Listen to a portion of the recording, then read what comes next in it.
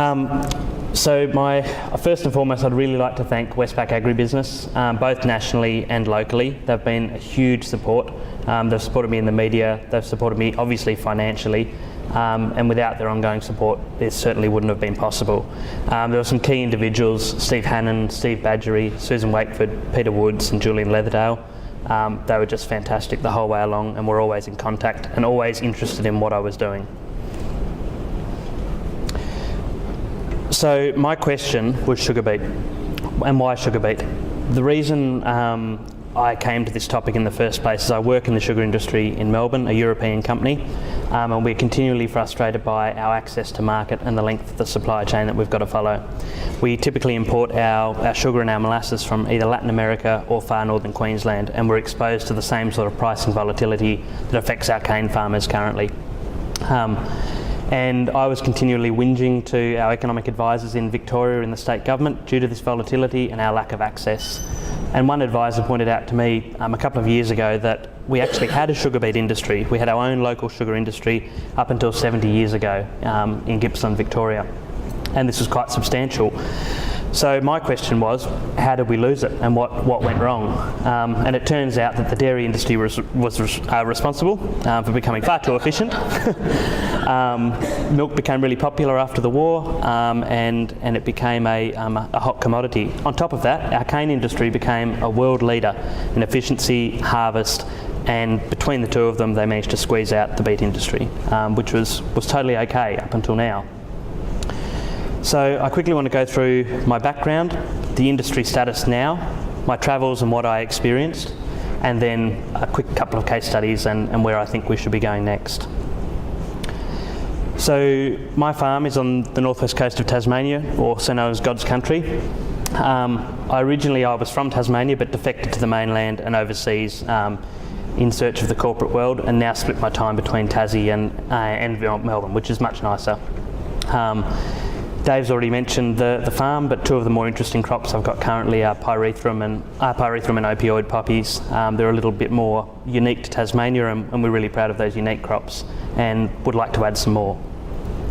I operate the farm on a mixture of owned and leased land, and I've been really well supported by a couple of key contractors and second tier lenders, as Claire would put them, but much lower interest rates.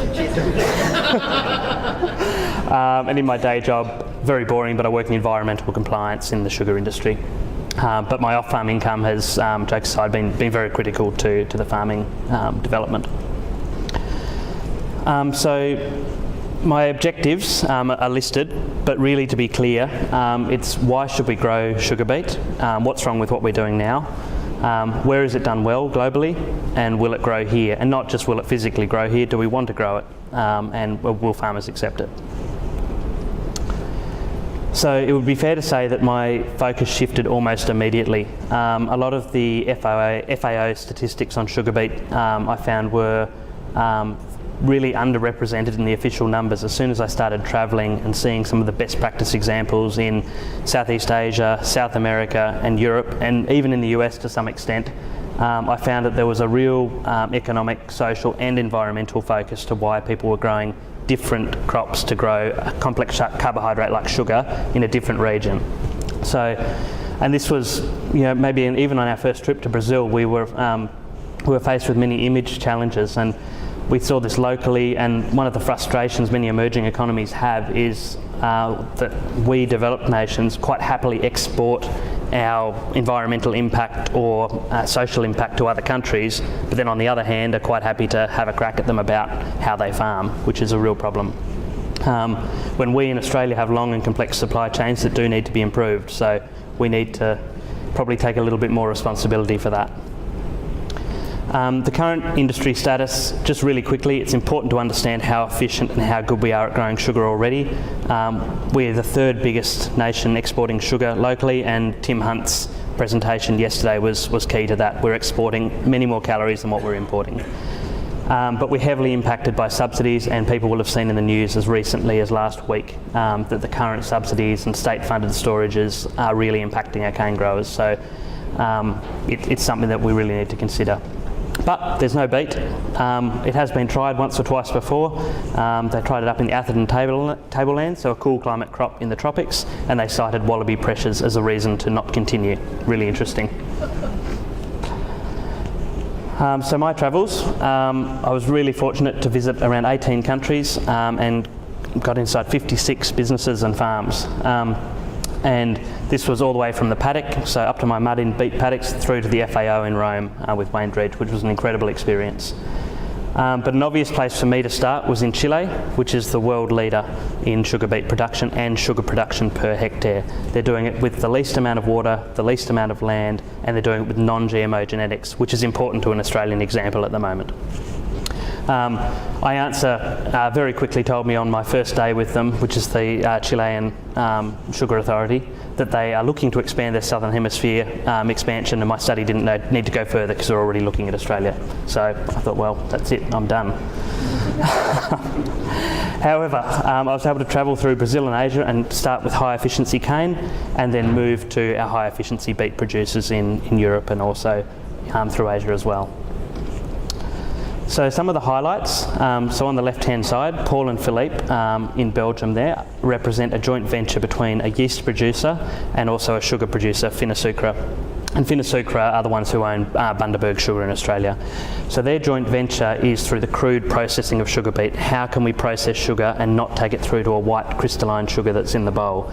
Now this is really, really crucial to what we're looking at because the capex for building a plant from scratch is astronomical.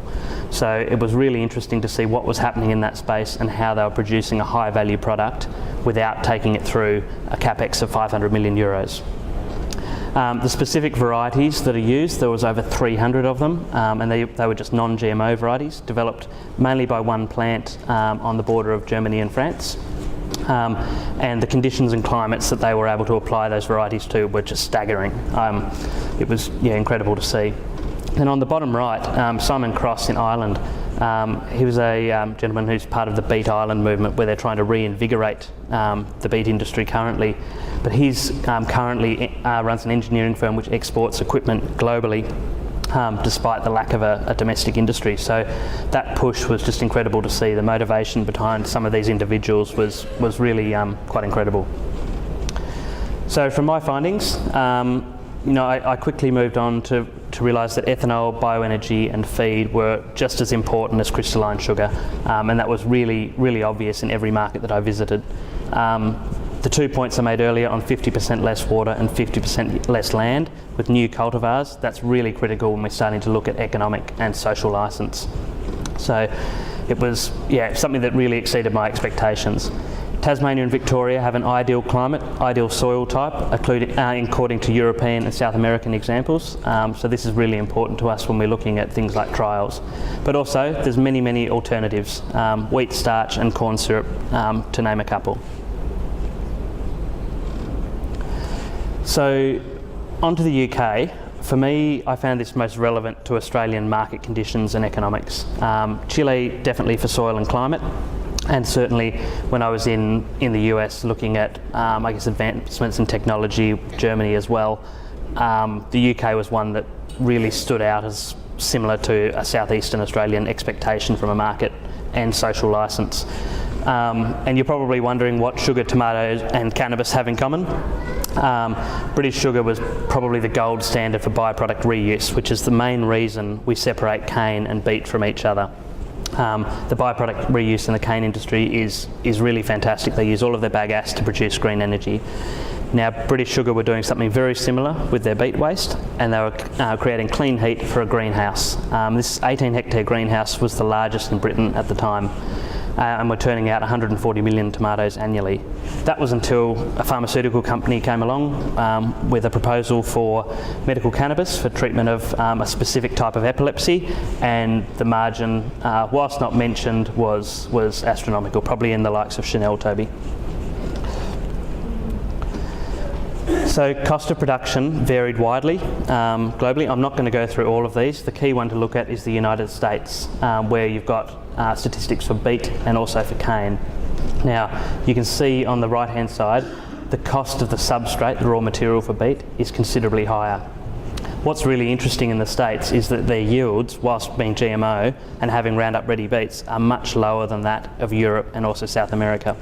So the substrate's the real thing that needs to be addressed. We've addressed energy, we do need to address substrate. And these are all standardised in euros per tonne. And the relatively low cost in production is something that really needs to be looked at as well. It's the reason we're competitive in the global marketplace in the first place, and that's obviously cane. So Matthias Poulsen on the right and his father-in-law, this is on a family farm in Chile, and it's one of the largest sugar beet properties in the south. They're averaging around 122 tonnes per hectare, and that's the top end of the commercial market, and it's exactly where we would need to be if we want to be successful going forward. You can see they're probably pretty happy about their average yield over the last 5 years, but we absolutely would need to replicate this, if not even aiming for the world record, which was set last year at 196 tonnes. I thought it would be useful to have a quick look at cropping margins. I've used DPI numbers to save any confusion. And looking at Northwest Tasmanian contribution margins per hectare, so variable cost, no overheads included, to see where sugar beet would sit with our main cash crops. With the exception of silage and wheat, everything on there is irrigated with a water budget of around 4 megalitres per hectare. So you can see sugar beet, it's not up there with a typical yield that would be expected. It's around a $3,000 return per hectare, and it's really important to understand when you're looking at putting a crop like this into high value land, Victorian dairy country, Tasmanian vegetable country, that you need to understand the land values are really high. So what's the percentage return on the cost of that acre? So it's really, really key to where this would fit and whether there'd be acceptance from growers. Because at the end of the day, they've already purchased that land. The social value, the environmental value would need to flow through to the farm gate. And sugarcane's added there for interest. Obviously we're not growing that down in our tropical south. So next steps, I've been really fortunate in my relationship with KWS, which is off the back of the Nuffield travels and the connections that I've made through the organisation. They're now going to be funding variety trials in Victoria and Tasmania as early as next year, which is really exciting. And the LaSaF group are going to be running process trials on our behalf in France through the joint venture that I mentioned earlier. So we really need to understand a mass balance on the supply chain, where our pinch points are, what's going to affect the value in future. And we really, really need to investigate end user pricing sensitivity. So are we going to start, in the absence of any sort of emissions trading or carbon price, where is the value going to be placed on something that has been grown in a shorter supply chain scenario? And I'm looking for 2 sites in Victoria for next year if anyone's got any. Conclusions. Transparency I found across the board was key. There's a temptation to peg crops against each other, like cane versus beet. We're not talking about replacing cane volumes, we're talking about growing crops in appropriate locations. So we've seen what's happened in the past where that doesn't happen, and it happens in Tasmania as well. We've got pressure for how we grow our carrots at the moment and our soil health. But it's not helpful when we're considering concepts of social cost and efficiency. There needs to be there's nothing saying that sugar beet couldn't be superseded by a more efficient plant in the years to come, and it may even be non-plant, who knows. Lara might have an opinion on that. But we need to be clear that it's a complementary industry and the value is not necessarily going to rely on the economics. So how will consumers place a value on this if it's not present economically? Thank you very much. I really appreciate your time, and we'll have some questions after.